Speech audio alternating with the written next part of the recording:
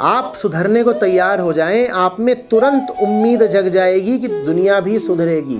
कोई आपको मिले और कहे इस दुनिया में कुछ नहीं हो सकता, तो साफ समझ लेना कि वो ये कह रहा है कि मेरा कुछ नहीं हो सकता। कोई मिले और कहे कि मेरी बीवी सुधरने से रही, तो साफ समझ लेना कि वो कह रहा है मैं सुधरने से रहा। जो सुधरने लगेगा उसको तत्काल दिख जाएगा कि सब सुधर सकते हैं, सबको सुधरना चाहिए, सब सुधरने को आतुर हैं। निर्मलता का, निर्दोषता का स्वाद ऐसा होता है कि फिर वो स्वाद तुम सब में बांटना चाहते हो। तुमसे ये बर्दाश्त ही नहीं होगा कि तुम तो निर्मल हो गए और बाकी सब मलिन रहे। तो तत्काल तुम में उम्मीद जग जाएगी। उम्मीद से आगे श्रद्धा।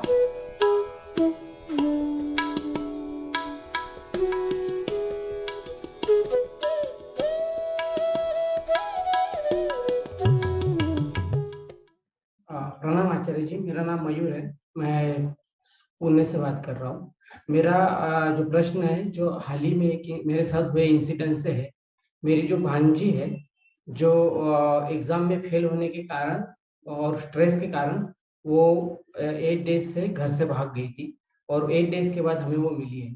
और इसके बाद जो मैंने समझा है, हम एक छोटे शहर से आते हैं और मैंने उसको समझा कि ये क्यों हुआ है। तो मुझे पता चला कि पेरेंट्स के दबाव में, और उसको ऐसा लगा कि मेरा करियर अभी आगे बढ़ नहीं सकता और मैं करियर में कुछ कर नहीं सकती। हालांकि वो जस्ट पॉलिटेक्निक के सेकंड ईयर में ही थी और उसका जो मीन्स वो पढ़ाई के साथ आर्ट में भी अच्छी थी। पर उसके वो स्ट्रेस और जो डिप्रेशन है वो उसको समझ नहीं पाई और वो निकल गई। फिर मुझे ऐसा लगा कि हम लोग जब छोटे शहर से आते हैं तो हमें एजुकेशन का मतलब भी पता नहीं एज ए पेरेंट्स, और एज ए स्टूडेंट हम उसे समझ भी नहीं पा रहे। हम जब जस्ट एजुकेशन इसलिए कर रहे हैं कि हम एक जॉब कर सके और उसके द्वारा हम अच्छे से कंजम्पशन कर सके। तो आचार्य जी, एज अ पेरेंट्स और एज अ स्टूडेंट आप उसको मार्गदर्शन करिए।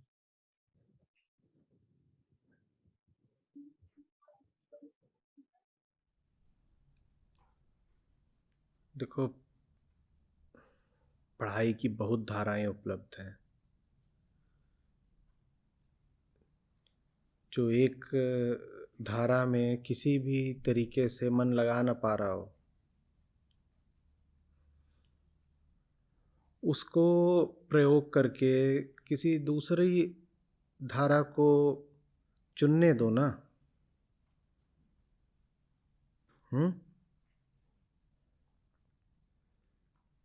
और इस मामले में तो शिक्षा पिछले 20-30 सालों में बेहतर ही हुई है।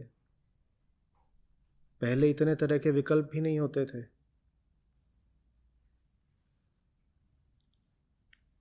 सबसे जो बढ़िया वाले होते थे उनको कहा जाता था इंजीनियरिंग, थोड़े उनके आसपास के होते थे वो मेडिकल, थोड़ा सा और इधर वाले वो कॉमर्स, बाकी बीएससी।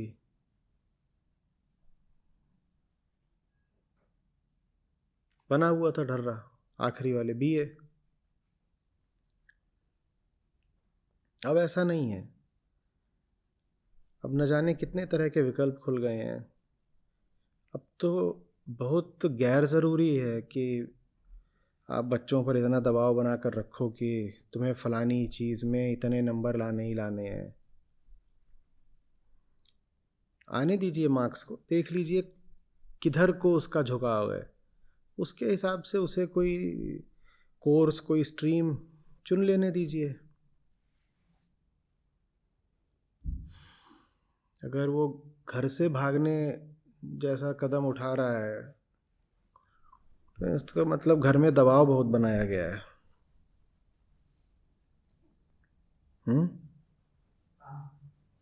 हाँ, क्या क्यों बनाया है? कोई ज़रूरत नहीं है ना उतना दबाव बनाने की।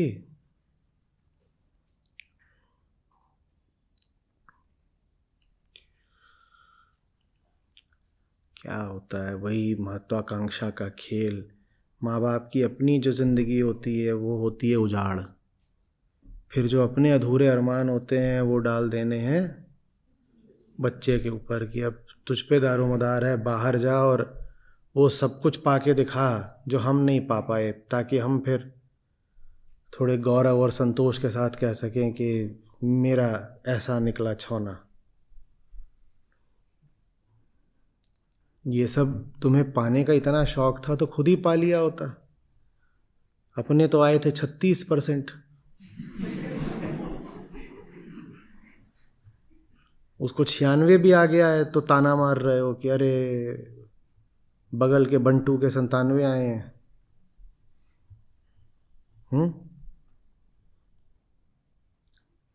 अपनी हसरतें अपने तक रखिए ना। शिक्षा पर कोई उम्र की शर्त तो होती नहीं है। आपको यही देखना है कि मार्कशीट पर या डिग्री पर लिखा हो 96%, तो आप ही किसी कोर्स में एनरोल कर लीजिए और 96% ला के दिखाइए। कोई यूनिवर्सिटी आपको मना नहीं करेगी कि आप 40 साल के हो गए हो तो अब हम आपको दाखिला नहीं देंगे, आप ले लीजिए दाखिला। यूपीएससी थोड़ी है कि अपर एज लिमिट होगी, और उसमें पा लीजिए, आपको इतने नंबर पाने हैं। फिर बल्कि बच्चों पर कम दबाव बनाएंगे, बच्चा ही पलट के पूछेगा आपके कितने आए, और बच्चे से कम ही आए होंगे।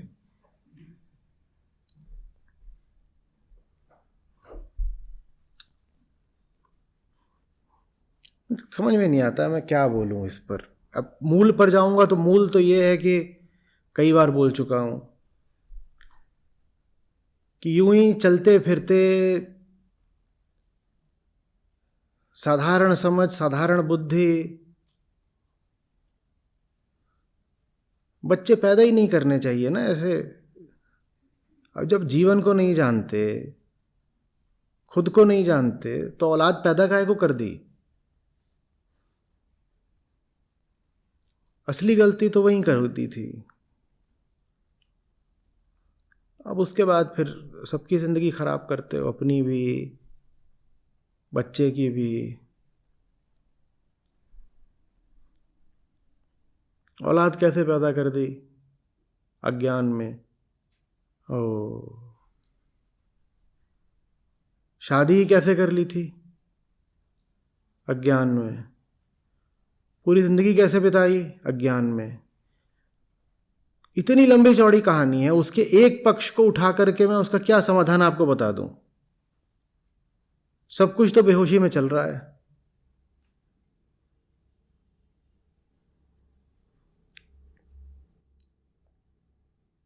एक आदमी टुन्न रहता है सुबह से लेकर शाम तक, हाँ, और इस चक्कर में वो कुछ गड़बड़ कर देता है। क्या गड़बड़ कर देता है? मान लीजिए बिस्तर की चादर गंदी कर देता है अपने। अब आप पूछें कि आचार्य जी बिस्तर की चादर गंदी ना हो इसका कोई उपाय बताइए। भाई, घर के बर्तन वो तोड़ता है, फ्रिज का दरवाज़ा वो खुला छोड़ देता है, कुत्ते को बाथटब में वो डालाता है, दुनिया भर के जितने उपद्रव हो सकते हो सारे करता है। अब इन सारे उपद्रवों में तुम बस एक चीज का समाधान चाहते हो कि चादर ना गंदी हो। मैं क्या समाधान बताऊं? ऐसा घर जिसमें बच्चे पर इस तरह का दबाव बनाया जा रहा हो, ऐसे घर में क्या सिर्फ एक यही गलत काम हो रहा है? उसमें 100 तरह के गलत काम होते हैं, पर वो बाकी सब गलत काम छुपे रह जाते हैं। ये वाला सामने आ गया, सामने भी इसलिए आ गया क्योंकि लड़की घर से ही भाग गई। सुनने में तो सही, भागी गई, तो वो चीज सामने आ गई। वो भी भागी ना होती तो इसको भी नहीं मानते कि कुछ गलत हो गया है, कहते सब ठीक चल रहा है। ठीक क्या चल रहा है? अगर 100 काम करते हो दिन में तो 100 के 100 गलत कर रहे हो। ये है स्कोर कार्ड। कितने गलत किए? 100 के 100।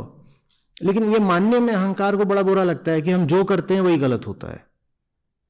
तो कुल एक चीज ला करके आप सामने रख देते हो, आचार्य जी ये एक चीज गलत हो गई हो, जैसे कि बाकी 99 चीजें सही हों।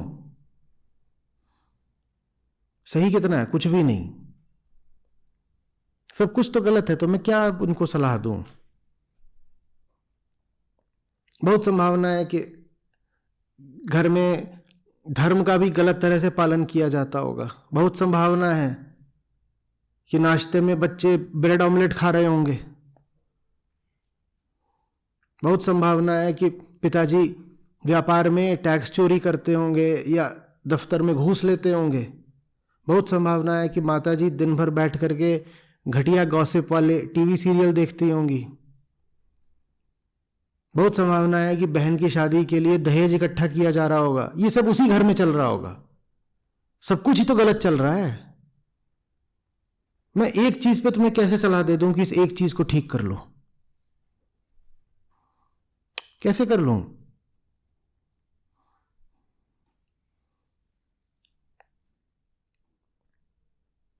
मूल से इलाज करना होता है। ऐसी सी बात है, किसी को कैंसर हो गया, उसे कीमोथेरेपी होने लगे तो उसके बाल गिर जाएं, तो आप कहो कि ये लो, ये खानदानी नूरानी तेल, ये लगाने से खोपड़े में बाल उगाते हैं। अरे उसकी समस्या क्या ये है कि उसके बाल झड़ रहे हैं? तुझे पता भी है उसकी समस्या क्या है? क्या है उसकी समस्या? उसे कैंसर है, और तुम उसको दादी माँ के नुस्खे वाला नूरानी तेल लेकर के आए हो।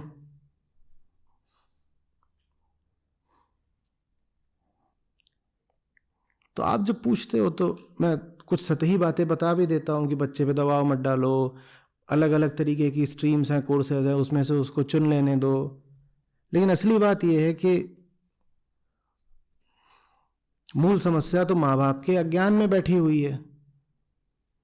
उसका इलाज नहीं होगा तो एक समस्या ठीक करोगे दूसरी खड़ी हो जाएगी। अज्ञानी आदमी से बहुत बचना। ऐसों से रिश्ते नहीं बना लिया करते। उसके पास पैसा हो तो भी उससे रिश्ता मत बना लेना, वो देह रूप से बहुत आकर्षक हो तो भी उससे रिश्ता मत बना लेना। जिंदगी भर भुगतोगे, तुम भी भुगतोगे, तुम्हारे बच्चे भी भुगतेंगे।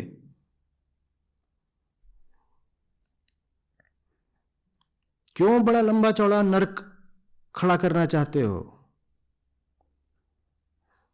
अज्ञानी माने अज्ञानी, भले ही कितना भी क्यूट लगता हो,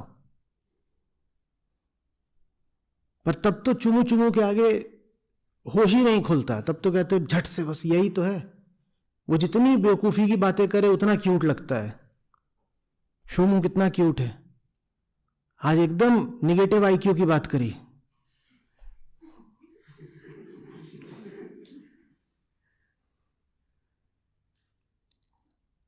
बिदक के भागा करो, जैसे बिजली का झटका लग गया हो, इतनी जोर से भागा करो। जहां किसी मूर्ख को देखो बचा करो। उससे एक ही रिश्ता बनाया जा सकता है, उसको सुधारने का।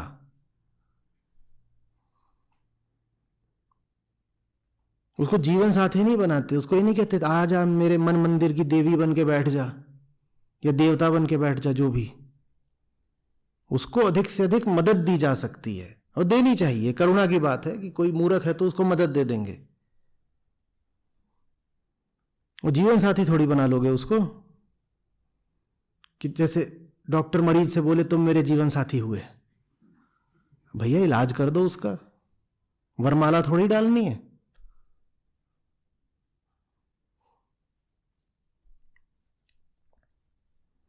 फिर बच्चे पैदा हो जाते हैं, वो घर से भाग जाते हैं। मैं क्या करूं?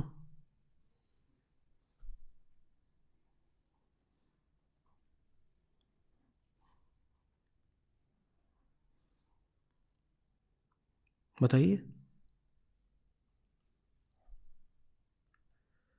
साधारण बात थोड़ी है भारत में कि कोई लड़की घर से भागे। जब बहुत ही उसको एकदम मसाला बना दिया होगा पीस पीस के, तब भागी होगी।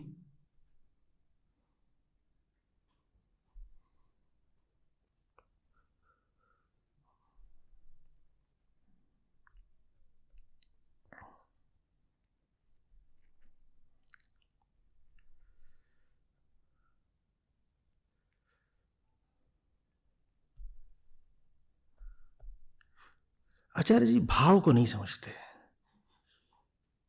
इमोशन की कोमलता ये नहीं जानते। तुम तो जानते हो ना, तो देख लो अपने भावों का और अपनी कोमलता का अंजाम।